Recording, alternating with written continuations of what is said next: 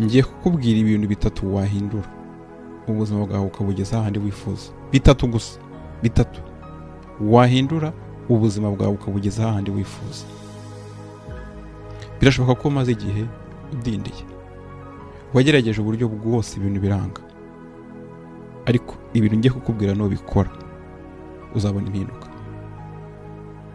Icya mbere, kwitandukanya no gukiranirwa ko mu nzu ya so, kwitandukanya n'ibibi bikorerwa mu gisekuru cyawe. Abantu benshi ntabwo bazi yuko ibibi imiryango yabo ikora bibakurikirana. Gukiranirwa kw'ababyeyi babo kubakurikirana. Wowe rero icyo ugomba gukora ni ukwitandukanya nabyo, ugafata iyawe nzira.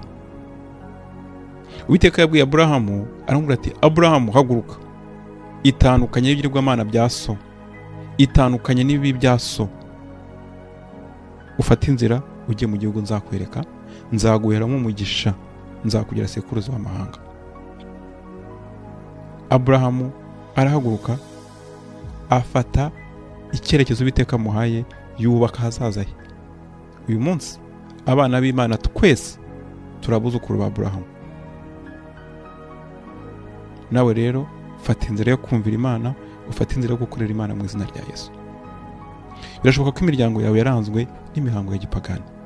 Bamwe bagiye mu bapfumu, abandi bagiye mu barozi, abandi bagiye mu mihango yayindi ya gakondo, ngo ni ukubandwa, guterekera n'ibindi bibi. Itandukanye nabyo mu izina rya Yesu. Birashoboka ko imiryango yawe irangwa n'ivangura, irangwa n'ubugizi bwa nabi, irangwa n'ubwicanyi. Ibyo wowe itandukanye nabyo, wumvira Imana, ukorera Imana, ufata icyawe cyerekezo, wubaka ahazaza hawe ndetse n'ahazaza h'abazagukomokaho. Ubundi uzabona impinduka ku buzima bwawe mu izina rya Yesu.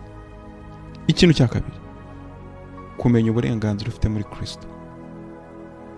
Ijambo ry'Imana muri Luka ibice 10 umurongo wa 19 haranditse ngo nabahaye ubutware bwo gukangira inzoka na scorpion, kandi nta mbaraga z'umwijima uko zaba zimeze kose zizagira icyo zibakoraho. Uyu munsi umwuka w'Imana uri muri wowe, umucyo wa Yesu Kristo uri muri wowe, niwo ukubashisha kurwanya umwanzi kandi ukamutsinda. Niwo ukubashisha gutatanya za mbaraga z'umwijima, niwo ukubashisha gutatanya abapfumu n'abarozi bakurwanya bagakwira imishwaro mu izina rya Yesu.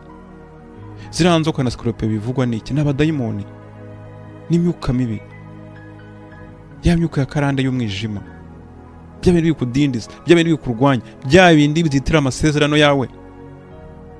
Ibyo rero bigomba kuvaho mu izina rya Yesu, bitewe n'uko wamenye uburenganzira bwawe, ugatangira kubukoresha, ugatangira gusenga mu izina rya Yesu Kristo, ugatangira kwiyaturiraho imigisha mu izina rya Yesu Kristo, ugatangira kwanga ikibi mu izina rya Yesu Kristo. Ijambo ry'Imana rirambwira ngo tugandukire Uwiteka, ariko turwanye Satani nawe azaduhunga. Uyu munsi rero tangira ugandukire Uwiteka, tangira wegera Imana yawe, tangira wegera Umwami Yesu, tangira ube inshuti y'Umwuka Wera. Uzatangira kubona impinduka nziza ku buzima bwawe. Icya gatatu, kurwanya umwanzi. Abantu benshi baridamariye bumva ko intambara hari bazazi barwanirira. Iyo ndi kuvuga intambara, ndi kuvuga za ntambara ziri mu bugingo bwawe. Ijambo ry'Imana rirambwira ngo ntabwo duhanganye n'ab'imibiri n'amaraso, ahubwo duhanganye n'imbaraga z'umwijima z'ahantu ho mu ijuru. Igihe kirageze rero kugira ngo utangire ujye mu rugamba, utangire usenge, wongere imbaraga mu masengesho, wongere imbaraga mu kwiyiriza ubusa. Ubundi uzabona uburyo ubuzima bwawe buzagera ku cyo wifuza. Uwiteka akugirire neza kandi akongera imbaraga mu izina rya Yesu. Uyu munsi rero ndagusengera kugira ngo bya bindi bikudindiza byose Uwiteka bikureho mu izina rya Yesu. Za mbaraga z'umwijima zimaze igihe zikwiruka inyuma, zikudindiza, zigutsikamira, ziburizamo amasezerano yawe, izo zose Uwiteka zitatanye mu izina rya Yesu. Kuko nta mbaraga n'izi na zimwe zahagurukiye kukurwanya zizagira icyo zigukoraho, kandi ururimi rwose rw'umwijima rukuvuga ibibi uzarutsinda mu izina rya Yesu. Ntabwo imigambi y'abarozi izagira ikigeraho, mu izina ry'umwami Yesu Kristo. Uwiteka gutsindishirize, Uwiteka gukomeze, akongera imbaraga mu izina rya Yesu. Ijambo ry'Imana rirambwira ngo Uwiteka asubiza intege mu bugingo bwanjye, anyobora inzira yo gukiranuka. Uwiteka akongera intege kandi akuyobora inzira yo gukiranuka mu izina rya Yesu Kristo. Shalom.